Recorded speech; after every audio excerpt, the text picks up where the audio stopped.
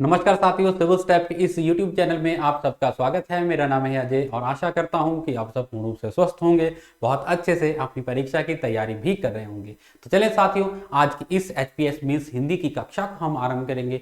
आज की कक्षा को मैं आरंभ करूं उससे पहले एक बार आपको ये मैं बता दूं कि हमारी जो HPS मेंस की कक्षा जिसमें कि हम हिंदी की तैयारी कर रहे हैं, जिन विद्यार्थियों को हिंदी की परीक्षा में बहुत ज़्यादा समस्याओं का सामना करना पड़ा, जिन विद्यार्थियों को हिंदी के व्याकरण विषय में बहुत ज़्यादा समस्याएं आती हैं, उनके लिए विशेष रूप से सिविल स्टाफ ने इस कक्षा का आयोजन किया है। ये कक्षा चलाई गई है जिसमें कि आधे घंटे में आपको एक विषय पढ़ाया जाता है। तो आज हमारी तीसरी कक्षा है जिसमें आज हम संज्ञा तथा सर्वनाम के बारे में जानेंगे। तो यहाँ से भी संज्ञा से भाववाचक संज्ञा बनाना, जातिवाचक संज्ञा से भाववाचक संज्ञा बनाना, संज्ञा से क्रिया बनाना, ऐसे प्रश्न आपसे पूछे जाते हैं। तो आज की कक्षा को ध्यान से देखिएगा, कक्षा में अंत तक बने रहिएगा और इस कक्षा को लाइक शेयर जरूर कीजिएगा ताकि अधिक से अधिक विद्यार्थी इस कक्षा का लाभ ले सके। तो चले फटाफट से करते हैं शुरू आज की इस कक्षा को। तो बात करते हैं संज्ञा के बारे में, संज्ञा की परिभाषा और संज्ञा के प्रकार कितने होते हैं। सर्वप्रथम देखेंगे संज्ञा किसे कहा जाता है। संज्ञा उस विकारी शब्द को कहते हैं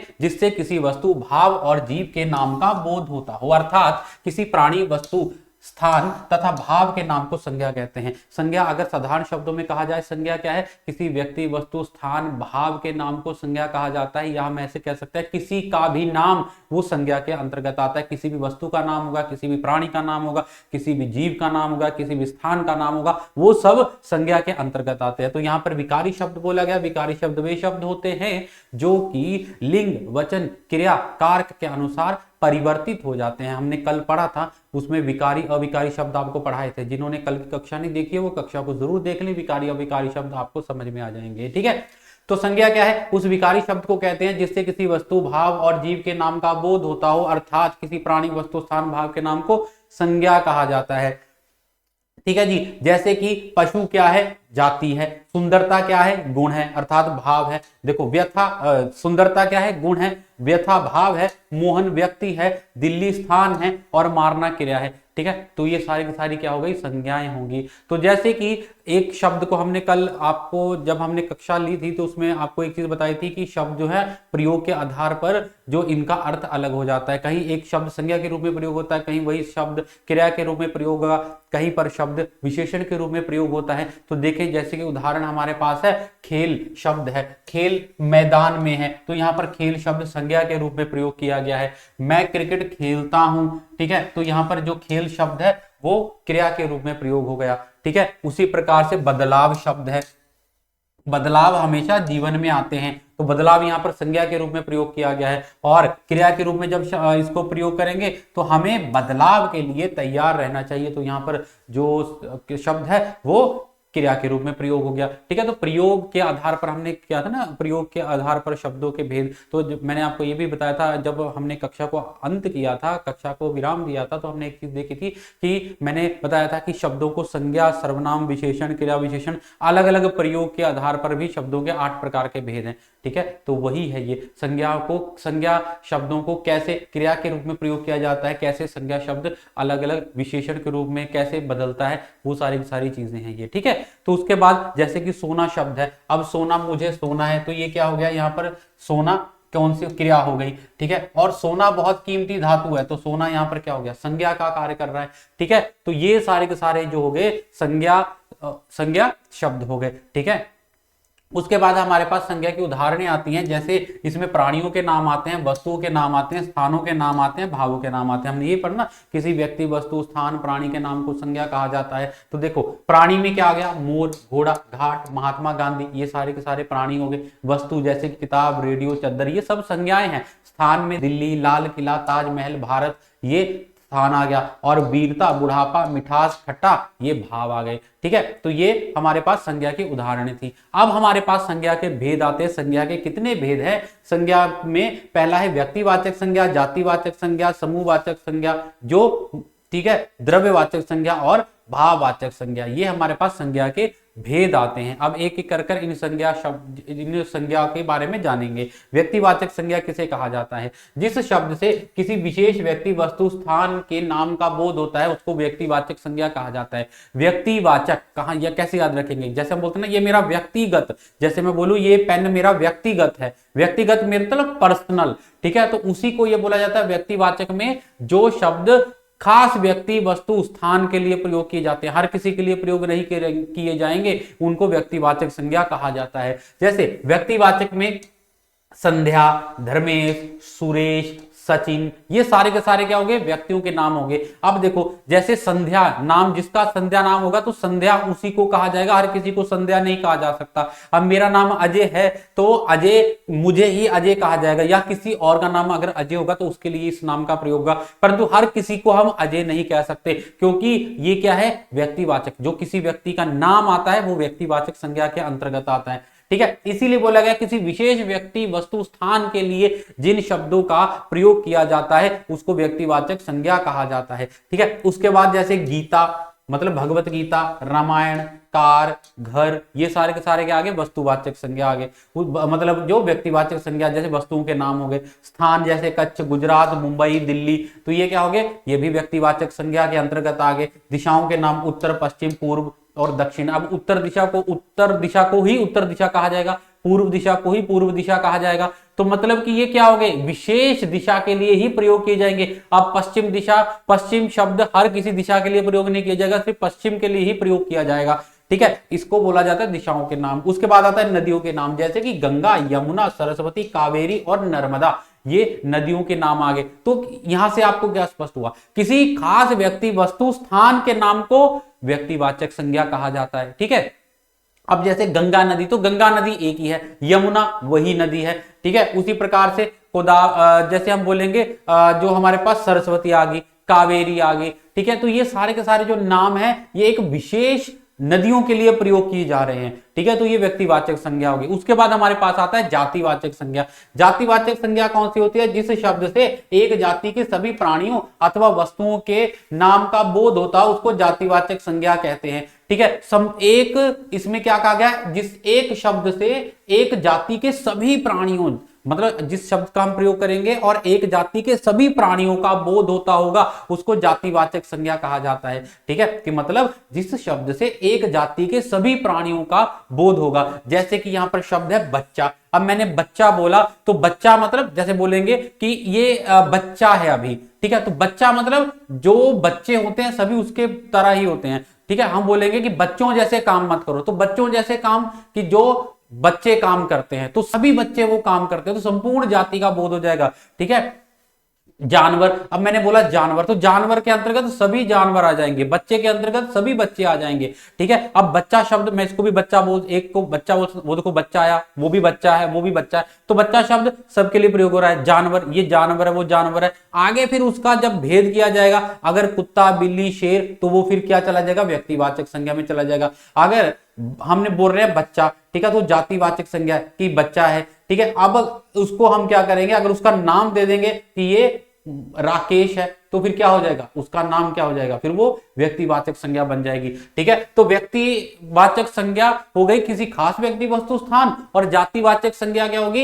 एक जाति के सभी प्राणियों अथवा वस्तुओं का जहां से बोध होता है उसको जातिवाचक संज्ञा कहा जाता है। जैसे नदी, अध्यापक, बाजार, पहाड़, खिड़की। अब देखो अध्यापक, जब मैंने बोला अध्यापक शब्द बोला तो सभी अध्यापक आ गए, उसमें चाहे हिंदी का हो, अंग्रेजी का हो, पंजाबी का हो, ठीक है, फारसी का हो, तमिल का हो, कोई भी अध्यापक होगा वो अध्यापक के अंतर्गत आ गया। बाजार के अंतर्गत सभी दुकानें आ गई, बाजार कोई भी बाजार हो सकता है। उसी प्रकार से पहाड़, खिड़की, ये सारी की सारी क्या हो गई? जातिवाचक संज्ञा हो गई, ठीक है। उसके बाद हमारे पास आती है भाववाचक संज्ञा। भाव किसे कहा जाता है? भाव जैसे कि हमारा रोना, हंसना, ये क्या है? भाव के अंतर्गत आते हैं। चिंता भाव के अंतर्गत आता है। तो भाव क्या है? वो सिर्फ महसूस किया जा सकता है, उसको देखा नहीं जा सकता, उसको भाव कहा जाता है। तो जिन शब्दों से किसी प्राणी या पदार्थ के गुण, दशा, भाव, स्वभाव, अवस्था का बोध होता है उसको भाववाचक संज्ञा कहा जाता है। जैसे मिठास, बुढ़ापा, गरीबी, आजादी, साहस, वीरता। अब ये सारी की सारी चीजें आप छू नहीं सकते, सिर्फ महसूस कर सकते हैं, ठीक है। वो क्या है?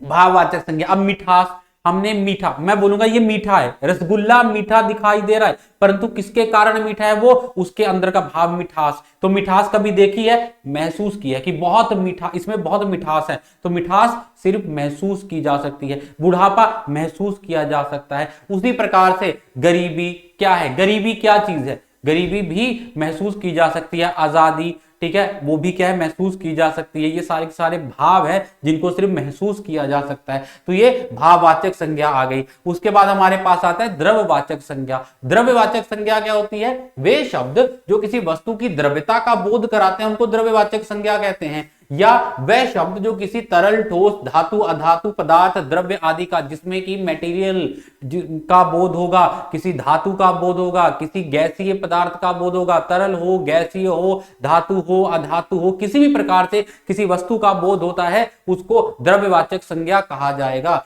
ठीक है, जैसे कि हवा, ऑक्सीजन, कार्बन डाइऑक्साइड, धुआं, नाइट्रोजन, हीलियम, ये सारे के सारे क्या हैं? भाव के अंतर्गत ये जो द्रव्य के अंतर्गत आ जा रहे हैं, भाव बोल रहा हूं, द्रव्य के अंतर्गत आ रहे हैं। ठीक है, हवा, ऑक्सीजन, कार्बन डाइऑक्साइड, धुआं, नाइट्रोजन, ये क्या है? गैस है। ठीक है, तो ये क्या है? द्रव्य हो गया। उसके बाद पदार्थ, दूध, तेल, घी, पानी, दही, जूस, डीजल, पेट्रोल, लिक्विड के अंतर्गत आ गया, मतलब ये पदार्थ आ गए। ठीक है, उसके बाद धातुओं के नाम, हीरा, चांदी, सोना, पीतल, लोहा, प्लैटिनम, ठीक है, डायमंड, जो भी है वो सारे का सारा धातुओं के अंतर्गत आ गए। तो द्रव्यवाचक संज्ञा उसको कहा जाता है जिसमें कि धातुओं के बारे में बताया जाएगा, धातुओं का बोध होता है, उसको द्रव्यवाचक संज्ञा कहा जाता है। ठीक है, उसके बाद हमारे पास आता है समूहवाचक संज्ञा। समूहवाचक संज्ञा किसे कहा जाता है? देखो, समूहवाचक संज्ञा वे शब्द समूह जिसका उपयोग किसी वस्तु, व्यक्ति के समूह का बोध कराने के लिए किया जाता है, उनको समूहवाचक संज्ञा कहा जाता है। जहां पर समूह की बात की जाएगी, ठीक है, एक से अधिक व्यक्तियों, एक से अधिक वस्तुओं, एक से अधिक व्यक्तियों के बारे में कहा जाएगा, ठीक है, एक से अधिक स्थानों के बारे में कहा जाएगा, उसको समूहवाचक संज्ञा कहा जाता है। ठीक है, जैसे कि झुंड। अब झुंड शब्द बोलेंगे तो झुंड में क्या हो गया कि एक से अधिक जानवरों के बारे में कहा गया, क्योंकि झुंड जो होता है जानवरों का होता है, एक से अधिक जानवर। झुंड बोला तो एक जानवर की बात नहीं की जा रही, जैसे बोलूंगा वहां से शेरों का झुंड आ रहा है, शेर का झुंड आ रहा है, शेरों का, तो शेर मतलब एक से ज्यादा शेर है उसमें। ठीक है, भीड़ हो गया, मेला हो गया, परिवार हो गया, टीम हो गई, सेना हो गई, ये सारे के सारे किसके अंतर्गत आते हैं? ये समूह के अंतर्गत आते हैं। तो इनको समूहवाचक संज्ञा कहा जाता है। जैसे कि 1 दर्जन केले दीजिए, तो दर्जन में क्या हो गया? एक से ज्यादा केलों की बात की गई है। सभी बच्चे असेंबली हॉल में, तो बच्चे मतलब एक से ज्यादा बच्चों की बात की गई है। और मेला, ठीक है, मेला क्या है? इसमें भी समूह की बात की जाएगी, वहां पर मेला लगा हुआ है, लोगों का मेला लगा हुआ है, मतलब एक से ज्यादा लोगों की बात वहां पर की जा रही है। तो ये क्या हो गई? यहां पर समूहवाचक संज्ञा हो गई। अब आपको परीक्षा में प्रश्न कैसे पूछा जा सकता है? आपको पूछा जा सकता है संज्ञा शब्द से विशेषण बनाएं। ठीक है, आपको शब्द दे दिया जाएगा, उसको विशेषण बनाना होगा। जैसे धर्म दे दिया, तो धर्म की विशेषता क्या होगी? धार्मिक। अब धर्म शब्द संज्ञा है, ठीक है, ये हमारा धर्म है, तो धर्म क्या हो गए? वहां पर एक धर्म जो हो गया संज्ञा हो गई, परंतु ये धार्मिक है तो धार्मिक उसकी विशेषता हो गई। तो इसी प्रकार से बुद्धि का बौद्धिक हो गया, भूगोल का भूगोलिक हो गया। ये एक बार पूछा गया था, बुद्धि का बौद्धिक विशेषण पूछा गया था। ठीक है, भारत का भारतीय, दया का दयालु, नमक का नमकीन, राष्ट्र का राष्ट्रीय, रंग का रंगीन, ईर्ष्या का ईर्ष्यालु, परिश्रम का परिश्रमी, ये सारे के सारे विशेषण हो गए। जब आपको संज्ञा से विशेषण बनाने के लिए पूछा जाए तो इस प्रकार से शब्द परिवर्तन होता है। उसी प्रकार से संज्ञा से भाववाचक संज्ञा निर्माण भी पूछा जा सकता है। जैसे कि बच्चा, जातिवाचक संज्ञा है बच्चा, तो बच्चा से क्या बन गया? बचपन, भाव हो गया। ठीक है, मनुष्य जातिवाचक है, मनुष्यता, मित्र मित्रता, बूढ़ा बुढ़ापा, भक्त भक्ति, युवा यौवन, पुरुष पुरुषत्व, पशु पशुता, पंडित पांडित्य, नौकर नौकरी, सेवक सेवक सेवा। अब सेवा क्या है? भाव हो गया ना, सेवा थोड़ा देखी जा सकती है, सेवक को देखा जा सकता है। तो ये सारी की सारी क्या हो गई? जातिवाचक संज्ञा है, उसको हमने भाववाचक संज्ञा में परिवर्तन किया। ठीक है, उसी प्रकार से एक उदाहरण और देखिए, संज्ञा से क्रिया बनानी। जैसे रंगाई क्या है? संज्ञा है, तो इसका क्या बन गया? रंगना। रंगना क्या होगी? क्रिया। ठीक है, कटाई काटना, सिंचाई सींचना, ढुलाई ढोना, बुनाई बुनना, पढ़ाई पढ़ना, और लड़ाई, लड़ना, ये सारी की सारी क्या हो गई, क्रिया हो गई। तो इसको ऐसे अभ्यास कीजिएगा, ठीक है। ज्यादा से ज्यादा शब्दों को ऐसे पढ़े, समझ ले कैसे हमने संज्ञा से भाववाचक संज्ञा बनानी है, कैसे हमने संज्ञा से क्रिया बनानी है, ठीक है जी। तो ये थी हमारी संज्ञा। इसके बाद जो हमारा आगे हम सर्वनाम के बारे में पढ़ेंगे। सर्वनाम किसे कहा जाता है? देखो, संज्ञा क्या था, किसी विशेष व्यक्ति वस्तु स्थान के नाम का बोध जहां से होता है उसको संज्ञा कहा जाता है। तो सर्वनाम की जब हम बात करेंगे तो सर्वनाम क्या हो गया कि जो सर्वनाम दो शब्दों से मिलकर बना है, सर्व और नाम, ठीक है। सर्व मतलब सबका और नाम मतलब नाम, ठीक है। कि मतलब कि जो शब्द सबके लिए प्रयोग किए जाते हैं, एक व्यक्ति वस्तु स्थान के लिए प्रयोग नहीं किए जाएंगे, सबके लिए उन शब्दों को प्रयोग किया जा सकता है, उनको सर्वनाम कहा जाता है, ठीक है। जैसे कि देखें हमारे पास क्या है उदाहरण, परिभाषा देखेंगे, संज्ञा शब्दों के स्थान पर प्रयुक्त होने वाले शब्दों को सर्वनाम कहते हैं। सर्वनाम शब्द सर्व और नाम के संयोग से बना है जिसका शाब्दिक अर्थ होता है नाम, ठीक है। सर्व और नाम अर्थात सबका नाम यहां पर कहा गया है, सबका नाम जिसको सर्वनाम कहा जाता है। जैसे कि मैं शब्द है, अब मैं शब्द है सिर्फ मेरे लिए थोड़ा प्रयोग होगा, मैं शब्द ये सबके लिए, अगर मतलब कि ये वक्ता के लिए प्रयोग होता है, बोलने वाले के लिए प्रयोग होता है। यहां पर मैं बोल रहा हूं मैं, अगर आप यहां पर आकर बोलेंगे तो आप भी मैं हो जाएंगे, ठीक है। जब आप बोलना शुरू करेंगे तो आप मैं बोलना शुरू करेंगे। तो मैं शब्द सबके लिए प्रयोग होता है, वक्ता जो भी होगा उसके लिए प्रयोग किया जाएगा, ठीक है। जैसे कि तू या तुम, अब तुम शब्द है किसी के लिए भी प्रयोग किया जा सकता है, तुम इधर आओ, तुम इधर आओ, मतलब चाहे वो मोहन हो, सोहन हो, रोहन हो, ठीक है, कोई भी हो, सबको तुम बोला जा सकता है। तो ये सर्वनाम हो गया। और यह शब्द क्या हो गया, ये भी सर्वनाम हो गया, ठीक है। और वह शब्द क्या होगा, ये भी सर्वनाम हो गया। देखो, मैं शब्द जो वक्ता के लिए प्रयोग होता है, वक्ता स्वयं अपने लिए प्रयोग करता है, और वक्ता कौन होता है, बोलने वाला, ठीक है। और तुम शब्द या आपका शब्द किसके लिए प्रयोग होता है, श्रोता के लिए, जो बात को सुन रहा हो उसको श्रोता कहा जाता है, सुनने वाले के लिए तुम शब्द का प्रयोग होता है। और यह शब्द किसी आसपास की वस्तु को इंगित करने के लिए, ठीक है, इंगित करने के लिए इस शब्द का प्रयोग किया जाता है। इंगित मतलब इशारा करने के लिए, ठीक है। तो मतलब कि यह शब्द किसके लिए प्रयोग किया जाता है, कोई आसपास की वस्तु उसकी ओर संकेत करने के लिए। जैसे कि यह मेरा पेन है, यह रिमोट है, यह कुर्सी है, तो यह शब्द हो गया। और वह शब्द कोई दूर वस्तु होगी उसके लिए वह शब्द का प्रयोग किया जाएगा। वह मेरा घर है, वह मेरे दादाजी है, वह मेरे पिताजी हैं, वह मेरा भाई है, तो दूर की वस्तु के लिए वह शब्द का प्रयोग किया जाता है। तो किसी के लिए भी प्रयोग किया जा सकता है। आप देखो, वह शब्द दादाजी के लिए भी प्रयोग हो रहा है, वह शब्द भाई के लिए भी प्रयोग हो रहा है, वह शब्द घर के लिए भी प्रयोग हो रहा है, ठीक है। तो इनको सर्वनाम बोला जाता है। याद रखेंगे, सर्वनाम सबका नाम जिसको सर्वनाम कहा जाता है, ठीक है जी। उसके बाद देखेंगे सर्वनाम की उदाहरण। देखो, जैसे कि यह मेरा पेन है, यह मेरा घर है, मैंने आज व्यायाम नहीं किया, तुम एक बहादुर लड़की हो, कोई आ रहा है, वे कुछ खा रहे हैं, ये सारी की सारी सर्वनाम की उदाहरणें हो गई, ठीक है जी। उसके बाद हमारे पास आता है सर्वनाम के 6 भेद होते हैं। सर्वनाम के कितने भेद होते हैं, 6 भेद होते हैं, याद रखेंगे। पहला हमारे पास है पुरुषवाचक सर्वनाम, निश्चयवाचक सर्वनाम, अनिश्चयवाचक सर्वनाम और संबंधवाचक सर्वनाम। उसके बाद प्रश्नवाचक सर्वनाम और निजवाचक सर्वनाम, ठीक है। ये हमारे पास सर्वनाम के 6 भेद हो गए। अब बात करेंगे पुरुषवाचक सर्वनाम। पुरुषवाचक सर्वनाम किसे कहा जाता है, जो पुरुषवाचक जो कि जैसे कि मैं, हम, तुम, वह, ठीक है, मतलब कि जो प्रयोग किए जाते हैं वक्ता के लिए, श्रोता के लिए या अन्य किसी व्यक्ति के लिए प्रयोग किए जाते हैं। अगर हम अभी देखेंगे इसमें आते हैं उत्तम पुरुष, मध्यम पुरुष और अन्य पुरुष, ठीक है। तो पुरुषवाचक सर्वनाम जैसे मैं, हम, तुम, वह,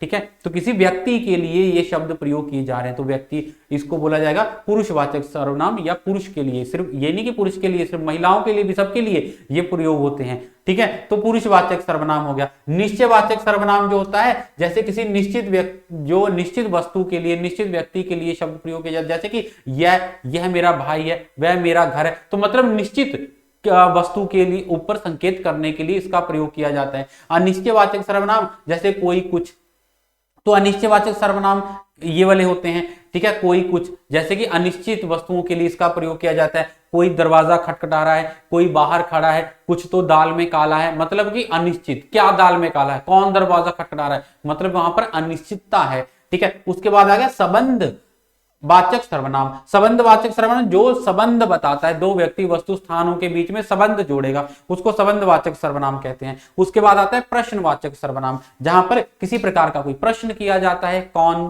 क्या, ऐसे। निजवाचक सर्वनाम जो अपने लिए, स्वयं के लिए प्रयोग किए जाते हैं, उनको निजवाचक सर्वनाम कहा जाता है। अब एक एक करके विस्तार से देखते हैं। पहला हमारे पास है पुरुषवाचक सर्वनाम। पुरुषवाचक सर्वनाम किसे कहते हैं? जैसे कि जिसमें मैं, तू, आप, यह, वह पुरुषवाचक सर्वनाम के अंतर्गत आते हैं। पुरुषवाचक सर्वनाम के 3 भेद हैं, अभी आपको बताया था। पहला है उत्तम पुरुषवाचक, मध्यम पुरुषवाचक और अन्य पुरुषवाचक। उत्तम पुरुषवाचक सर्वनाम किसे कहा जाता है? जिन सर्वनाम शब्दों का प्रयोग वक्ता स्वयं के लिए करता है। वक्ता होता है बोलने वाला। जिन शब्दों का प्रयोग वक्ता स्वयं के लिए करता है उसको उत्तम पुरुषवाचक, उसको उत्तम पुरुष कहा जाता है। और उत्तम पुरुषवाचक जो होगा, उत्तम पुरुष जो होगा, उसके लिए कौन कौन से शब्द प्रयोग होंगे? मैं, मुझे, मेरा, हमें, ये वाले शब्द प्रयोग होंगे। इनको बोला जाता है, ठीक है, उत्तम पुरुषवाचक सर्वनाम। ठीक है, जैसे कि मैं, मुझको, मुझसे, हमको, हमने, ये सारे के सारे उत्तम पुरुष। उसके बाद हमारे पास आता है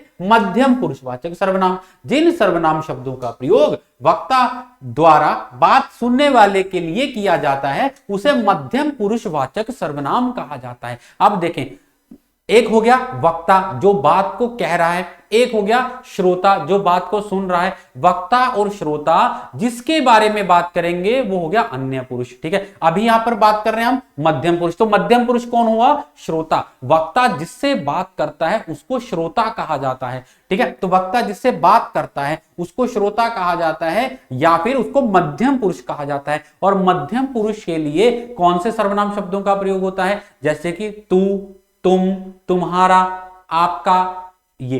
ठीक है, तो मैं बोलूंगा ना, तुम अपना काम करो, तुम्हारा क्या नाम है, आप यहां आओ, आप मेरी बात ध्यान से सुनो, आप क्या कर रहे हो। तो ये सारे के सारे क्या हो गए? मध्यम पुरुष, अर्थात जो बात को सुनने वाला है उसके लिए इन शब्दों का प्रयोग किया जा रहा है। ठीक है, उसके बाद मध्यम पुरुष जो हो गया, उसके बाद हमारे पास आ गया अन्य पुरुष। अन्य पुरुष जैसे मैंने आपको बताया, वक्ता मध्यम पुरुष से, अर्थात वक्ता श्रोता से जिसके बारे में बात कर रहा है, तीसरे पुरुष के बारे में, मतलब कि जिसके बारे में बात कर रहा है उसको अन्य पुरुषवाचक सर्वनाम कहा जाएगा। तो अन्य पुरुषवाचक सर्वनाम, ठीक है, इसमें क्या होता है? जिन सर्वनाम शब्दों का प्रयोग बोलने तथा सुनने वाले व्यक्ति अन्य व्यक्ति के लिए करते हैं उसको अन्य पुरुषवाचक सर्वनाम कहते हैं। ठीक है, अन्य पुरुषवाचक सर्वनाम में कौन कौन से आ जाते हैं? संकेत, वह, वे, उन्हें, उसे, इसे, इसका, उसका, ये सारे के सारे क्या आ जाते हैं? अन्य पुरुष। जैसे मैं बोलूं, मैं उसको अच्छे से जानता हूं। अब देखो, मैं उसे अच्छे से जानता हूं, तो उसे किसके लिए प्रयोग किया?